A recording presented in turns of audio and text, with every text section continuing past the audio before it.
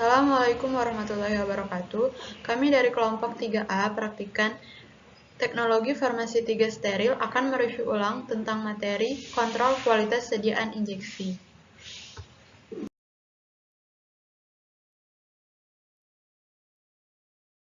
Sediaan injeksi yang telah dibuat itu dilanjutkan dengan pengujian kontrol kualitas.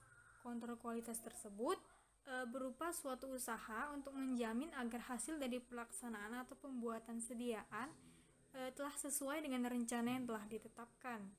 Fungsi dari kontrol kualitas ini dapat berupa penjaminan agar produk memenuhi standar tinggi dalam setiap fase produksinya.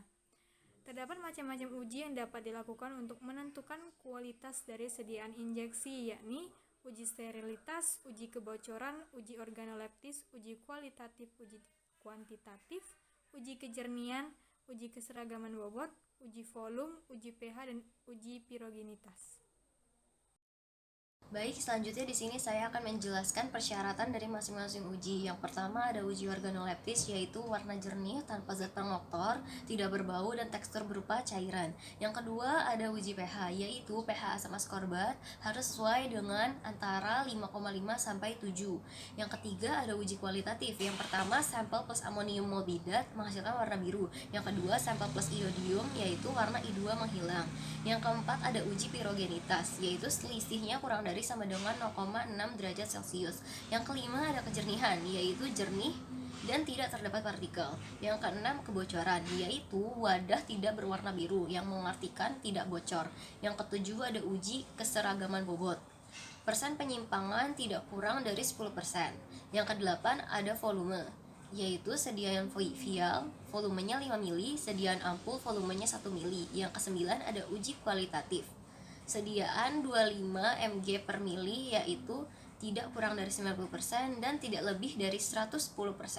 Dan yang terakhir sterilisasi, yaitu tidak ada pertumbuhan mikroba dan koloni yang terbentuk. Selanjutnya yaitu alat dan bahan.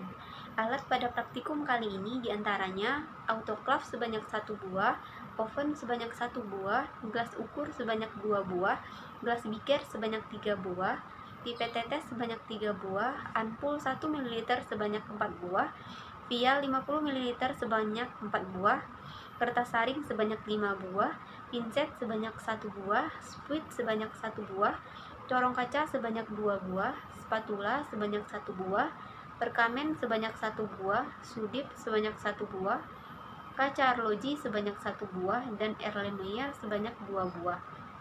Adapun bahan pada praktikum kali ini diantaranya asam askorbat sebanyak 300 mg, natrium, dinatrium etilen diamin tetraasetik asid sebanyak 0,025%, natrium benzoat sebanyak 0,5%, natrium asetat sebanyak 0,5%, benzil alkohol sebanyak 1,5%, sodium bisulfit sebanyak 1 mg, dan WFI sebanyak 1 liter. Cara kerja pada praktikum kali ini, yang pertama dilakukan uji kejernihan 4 ampul dan 4 vial diamati di dekat lampu 50 watt, kemudian diputar sediaan 360 derajat Celcius dan goncang perlahan, kemudian dicatat adakah partikel yang mengembang. Uji yang kedua yaitu uji kebocoran. Siapkan bejana dengan memasukkan aquades hingga 3/4 bejana, kemudian dicatat volume aquades yang digunakan, kemudian dimasukkan cairan metilen blue dengan kadar 1% dan aduk hingga merata. Diambil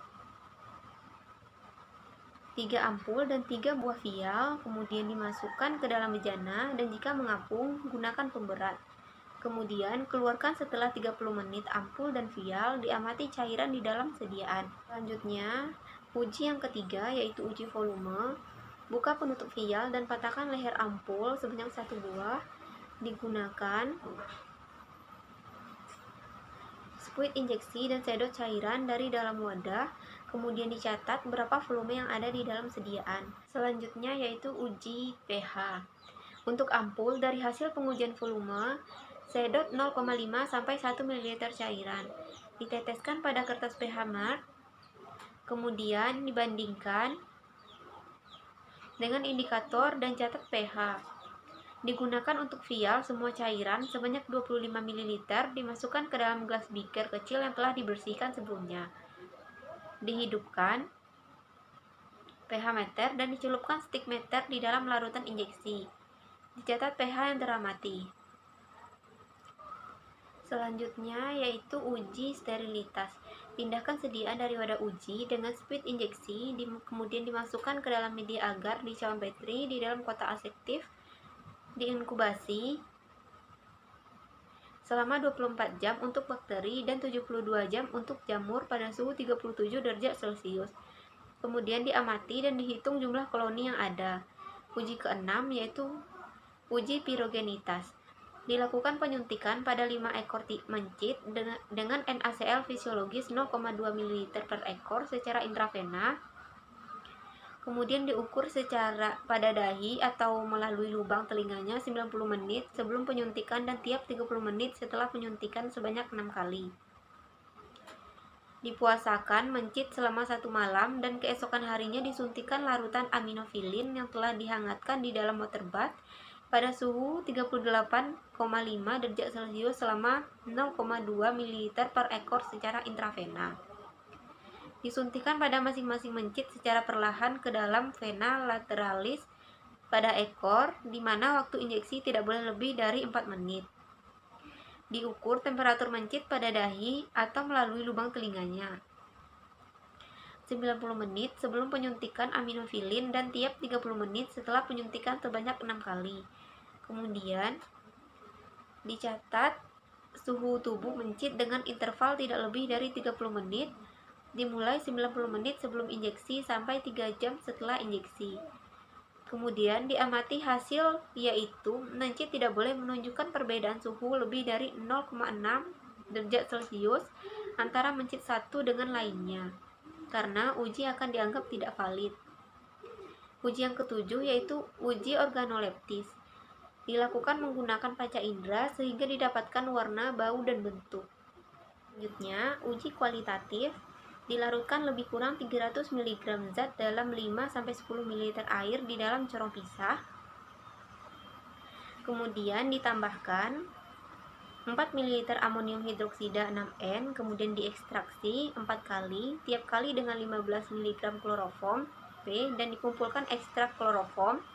Kemudian dikeringkan residu hampa udara di atas silika gel selama 24 jam. Spektrum serapan inframerah Hubble yang diperoleh didispersikan dalam kalium bromida P menunjukkan maksimum hanya pada bilangan gelombang yang sama seperti pada lidokain BPFI diperoleh reaksi klorida.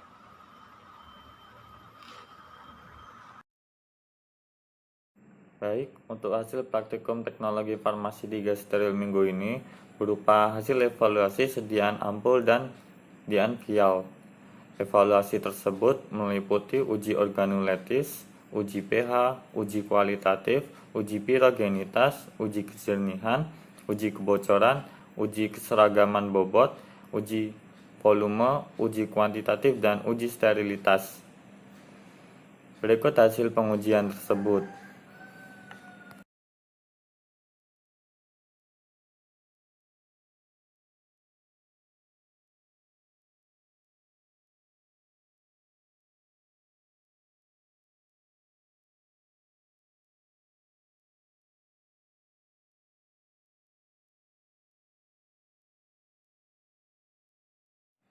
Untuk uji keseragaman bobot, didapat dengan cara mencari standar defisiasi. Defisiasi dicari dengan cara menghitung selisih bobot awal dan akhir sebagai nilai XI, lalu dirata-rata sebagai rata-rata X. Lalu standar defisiasi dicari dengan cara akar dari XI dikurang dengan rata-rata X kuadrat dibagi dengan N-1. Didapat standar defisiasi pada vial 14,33 dan pada ampul 1,16. Setelah didapat, dihitung persen penyimpanan dengan cara membagi standar defisiasi dengan rata-rata X. Didapat pada vial 2,83% dan pada ampul 2,9%. Hasil ini membuat kedua macam sediaan tidak lolos uji keseragaman bobot. dikarenakan persen penyimpanan harus lebih dari 10%. Dari data hasil pengamatan ini juga diketahui bahwa sediaan ampul dan vial kami tidak layak karena banyak tidak lolos pengujian evaluasi sediaan. Selanjutnya adalah kesimpulan. Adapun kesimpulan pada praktikum ini yang pertama, proses kontrol kualitas sediaan injeksi asam askorbat dapat dilakukan dengan uji sterilitas, uji pirogenitas, uji pH, uji keseragaman bobot, uji volume sediaan, uji kebocoran, uji kejernihan, uji organoleptis, uji kualitatif, dan uji kuantitatif. Dan yang kedua, tujuan dilakukannya kontrol kualitas sediaan yakni untuk mengetahui kualitas tersebut dari segala aspek, terutama sediaan harus steril, terbebas dari mikroba, dan memenuhi keseragaman bobot. Kontrol kualitas suatu sediaan injeksi berfungsi untuk menjamin bahwa sediaan ampul dan vial dari asam askorbat memenuhi persyaratan dan memiliki mutu yang baik. Yang ketiga, sediaan injeksi vial dan ampul asam askorbat dapat dikatakan memiliki kualitas yang baik apabila telah memenuhi persyaratan yang telah ditetapkan oleh literatur. Yang keempat, sediaan dikatakan tidak memenuhi kontrol kualitas apabila ada salah satu pengujian yang tidak memenuhi syarat. Dan yang kelima, uji sterilitas dari sediaan injeksi asam askorbat dilakukan dengan metode sterilisasi filtrasi atau penyaringan.